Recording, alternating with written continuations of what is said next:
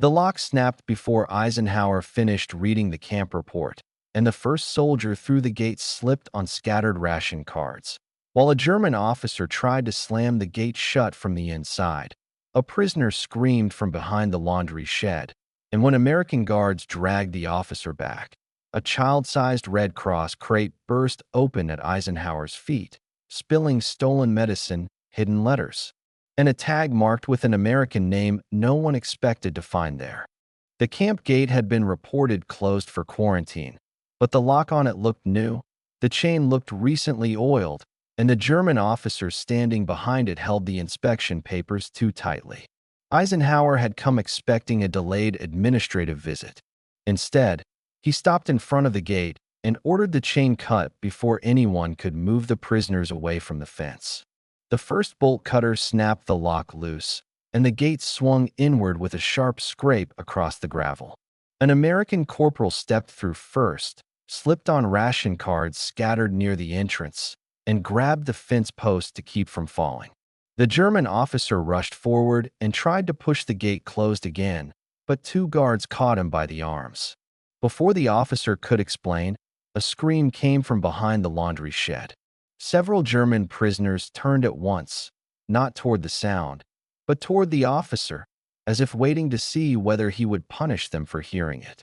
Eisenhower ordered the guards to hold the officer where he stood and sent two MPs running toward the shed. A small Red Cross crate sat just inside the gate, half hidden under a canvas sheet. One guard kicked the sheet away, and the crate tipped open. Medicine bottles rolled into the dirt, followed by sealed letters, ration cards, and a metal identification tag stamped with the name of an American soldier listed missing from a transport convoy weeks earlier. The German officer claimed the crate had been collected for inventory. Eisenhower picked up one of the sealed letters and asked why inventory was hidden under canvas beside a locked gate. The officer looked past him toward the laundry shed, and the glance was enough to make every guard move faster. Behind the shed, MPs found a German prisoner kneeling beside a broken wash barrel, holding his hand over a loose drain cover.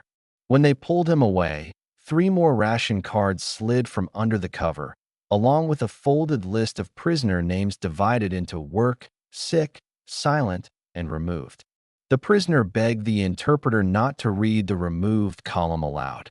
He said men on that list were called out after evening roll call and did not return to their bunks until they had signed statements saying supplies were fairly distributed.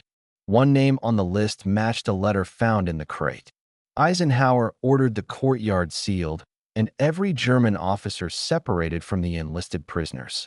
The camp commander arrived from the office shouting that the situation was only a misunderstanding over supply shortages, but an American medic was already counting the medicine bottles and saying half the labels had been scratched clean. The first witness stepped forward from the laundry line. He was a thin German clerk with a bandaged wrist, and he pointed toward the infirmary window. He said the medicine had been locked at the gate, while sick prisoners were told the Americans had sent nothing. The camp commander called him a liar. Eisenhower ordered the commander's pockets searched in the open yard. Inside his coat, MPs found a small key tied to red thread and a folded gate schedule showing which guards were on duty whenever supply crates arrived. The key opened a cabinet inside the gatehouse. Inside were more letters, unopened parcels, and a stack of forms already signed to claim the supplies had been distributed. The dates reached back 3 weeks. Some forms carried signatures from prisoners who were too sick to write. The initial conflict formed in front of every soldier present. The locked gate was not protecting quarantine. It was protecting a hidden supply system, and the first broken crate proved that someone inside the camp had turned medicine, mail, and American names into tools of control. Subscribe for more forgotten German POW stories like this one.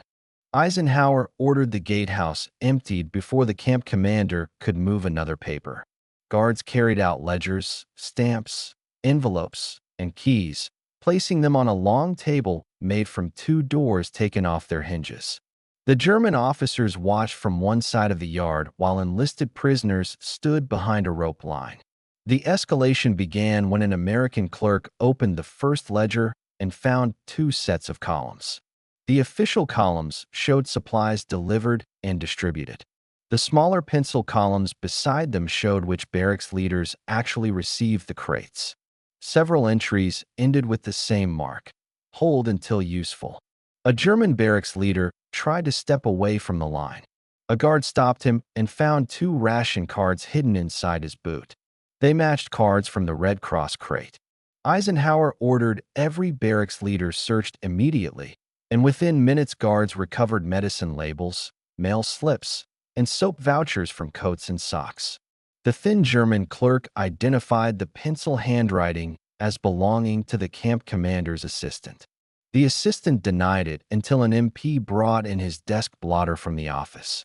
Under the top sheet, reversed impressions showed the same words: hold, punish, transfer, deny.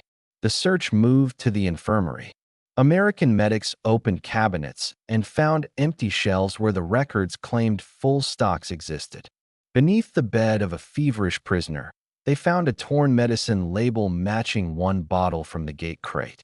The sick man said he had received only one dose after signing a statement against another prisoner. Eisenhower ordered the sick prisoner carried into the yard on a stretcher, not for display, but to place his testimony beside the evidence. The commander protested that moving him was unsafe. The medic answered that withholding medicine had been unsafe first. A shout came from the mailroom before the stretcher reached the table. An American guard had found a hidden drawer behind the sorting shelves. Inside were family letters, photographs, and prisoner requests for medical help. Some letters were bundled by barracks number. Others were marked for silence. One letter made the thin clerk break down. It belonged to a prisoner whose wife had written that their children were alive. The man had been told no mail had arrived. When the letter was handed to him, he stood without moving until an American guard guided him away from the officer line. The escalation turned dangerous when a German officer near the rope line whispered an order and 3 prisoners moved toward the evidence table at once. MPs intercepted them before they reached the letters. One carried a matchbook. Another carried a knife made from a spoon handle. The third carried nothing, but his sleeve contained a note naming the thin clerk. Eisenhower had the note read aloud. It ordered the clerk to be silenced before night if the Americans opened the mailroom. The commander's assistant looked down when the note was placed next to his desk blotter. The courtyard shifted from inspection to crime scene. Guards sealed the mailroom, infirmary, gatehouse, and commander's office. No prisoner leader could speak to another without an American standing between them. No crate, letter, or medicine bottle could move without a label. By sunset, the locked gate had exposed a second gate inside the camp, a hidden system of access, denial, and fear.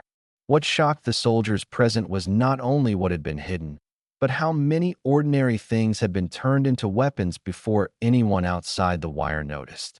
The major consequence came the next morning when Eisenhower canceled all German-run distribution inside the camp. Food, mail, medicine, soap, and clothing would pass from American hands directly to individual prisoners until every hidden ledger had been checked. The first direct ration line formed under armed supervision. German officers expected chaos, but the enlisted prisoners moved quickly, carrying bowls, cards, and medical slips. A man from Barracks 4 received medicine before breakfast and raised the bottle like proof that the camp had changed. The German commander refused to sign the new order.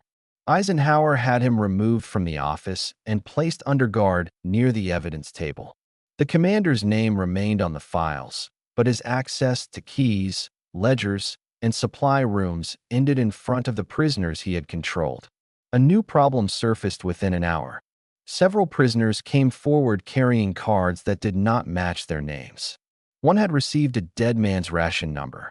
Another carried a medical card with the word "moved" written across it, though he had never left the camp. The American clerks began a face count. The official prisoner total was wrong by 12. 4 men were found using altered spellings. 3 were in the infirmary under false barracks numbers. 5 were missing from every visible line. Eisenhower ordered the missing names written on a board near the gate. The effect was immediate. Men who had stayed silent began pointing toward places: the laundry shed, the coal room, the chapel storage loft, and a locked livestock pen beyond the rear fence. The first search went to the coal room. Guards lifted sacks, moved shovels, and found a narrow crawl space behind stacked fuel. Inside were 2 prisoners alive, weak, and holding food wrappers from American parcels that had been marked distributed but never delivered to them. The second search reached the chapel loft. There, wrapped in old blankets, were request forms from prisoners asking for protection from barracks leaders. Each form had been stamped "Received," then hidden. One form named the thin clerk as a witness to withheld medicine. The third search moved beyond the rear fence to the livestock pen. Under dry straw, guards found 5 empty mail sacks and a wooden box filled with identity tags, most German, but 2 American. One American tag carried the same name as the tag from the Red Cross crate. The consequence became larger than supply theft. The hidden system had affected counts, identities, witnesses, and records. Men could be made hungry, silent, sick, or missing with a mark in a ledger and a key turned behind a locked door. An American lieutenant reported that the camp's monthly inspection files had been unusually clean. Eisenhower ordered those files brought to the yard. Every neat page now looked suspicious because the dirty truth was laid out beside it in crates, sacks, and witness statements. Before night, the commander, his assistant, 2 barracks leaders, and the officer who tried to tear down evidence were placed in separate holding rooms. The prisoners who gave names were moved to protected quarters. The consequence of the locked gate was now permanent. The old camp authority could no longer touch the systems it had used to hide men in plain sight. The major reversal began when the thin clerk asked to see the Red Cross crate again. Everyone expected him to identify another theft, but he pointed to the way the false bottom had been cut and said the crate had been opened twice by different hands. He showed the first cut, rough and deep, where supplies had been stolen. Then he showed a second cut, cleaner and narrower, where someone had hidden letters and tags back inside. The crate had not only concealed stolen property, it had also carried evidence saved by someone inside the camp. The prisoner with the wife's letter stepped forward and admitted that a small group of enlisted men had used the stolen supply route against the barracks leaders. When they could not reach American guards openly, they hid proof inside crates that officers believed were already under control. That reversed the meaning of the American dog tag. It had not been placed there only to hide a crime. It had been preserved because a wounded American prisoner had passed through the camp months earlier, and one German orderly had saved his tag before the commander's assistant could throw it into the disposal pit. Eisenhower ordered the German orderly found. He was not in the prisoner line. He was discovered in the laundry shed, hiding beneath folded sheets because he feared both sides would accuse him. When brought forward, he carried a list sewn into the hem of his shirt. The sewn list named prisoners who had hidden proof in crates, letters, chapel lofts, and coal rooms. It also named the missing American soldier tied to the dog tag. The orderly said the American had been alive when transferred to a field hospital beyond the river. The reversal turned the investigation outward. Eisenhower sent a patrol across the river with medics and the orderly as a guide. At the field hospital site, they found abandoned beds, burned records, and a wall where English initials had been scratched beside dates. Behind the hospital kitchen, the patrol discovered a buried tin containing 3 American letters, a torn sleeve, and a note written in broken English. Names saved in camp. Ask the gate. The note matched the thin clerk's handwriting, proving the hidden evidence network had reached outside the locked gate. Back at camp, the commander's assistant tried to claim he had protected evidence too. The orderly contradicted him and produced a small receipt showing the assistant had ordered disposal of unclaimed effects 3 times. One date matched the day the American tag was hidden in the crate. The major reversal became public when protected prisoners began placing saved items on the evidence table: buttons, tags, letters, ration labels, and fragments of medical forms. What looked like a camp filled with silent victims now revealed a second hidden camp of men preserving proof under the eyes of those stealing it. Eisenhower ordered the protected prisoners to help rebuild the record, not as suspects, but as witnesses. The officers who had mocked their fear now watched them become the only people capable of explaining the hidden system. By sunset, the locked gate had reversed completely. It had been built to keep inspectors out, but it had also trapped evidence inside long enough for the right search to find it. The men who hid proof in stolen crates had turned the commander's own system into the path that exposed him. The final irreversible event began at the field hospital site before dawn, when the patrol followed the river road from the scratched initials to an abandoned transport shed. Inside were broken stretchers, empty medicine tins, and a fresh mark on the wall shaped like the same symbol from the camp ledgers. A medic heard movement under the floorboards. Guards pried up the planks and found a weak American soldier hidden in a storage pit with 2 German prisoners who had refused to leave him. He had no dog tag, but when the recovered tag from the crate was shown to him, he touched his chest and whispered his own name. The patrol rushed him back to the camp in an ambulance. When the vehicle came through the gate, the entire yard turned toward it. Eisenhower had the dog tag, the sewn list, the gate ledger, and the field hospital note placed on one table before the soldier was carried past. The rescued American confirmed that his tag had been taken when he was too weak to stand, but a German orderly promised to keep the name alive. That orderly had not saved him with force. He had saved the trail, hiding proof piece by piece until the locked gate finally broke. The commander tried one final defense, claiming that retreat chaos had caused mistakes. Eisenhower ordered the evidence arranged by sequence: stolen supplies, hidden letters, false ledgers, missing names, preserved tags, field hospital note, rescued living witness. The pattern made confusion impossible. The final order was written in the camp yard. The commander, assistant, and accused barracks leaders were removed for formal investigation. All German-run distribution, record-keeping, mail sorting, and medical request handling were abolished permanently.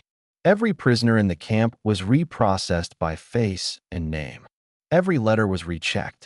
Every medicine request was copied twice. Every identity tag from the hidden boxes was photographed and matched before the next transfer could leave. The final confrontation came when the commander was escorted past the gate he had locked. The same chain lay cut in the dirt. The same Red Cross crate stood open beside the evidence table. The rescued American soldier watched from a stretcher as the commander stepped over the broken lock. The protected prisoners were moved into a separate barracks near the infirmary, where no barracks leader could reach them. The thin clerk was given a desk beside American records, and the German orderly gave his statement under guard, naming every place evidence had been hidden. Before sunset, the camp gate was repaired, but not locked from the inside.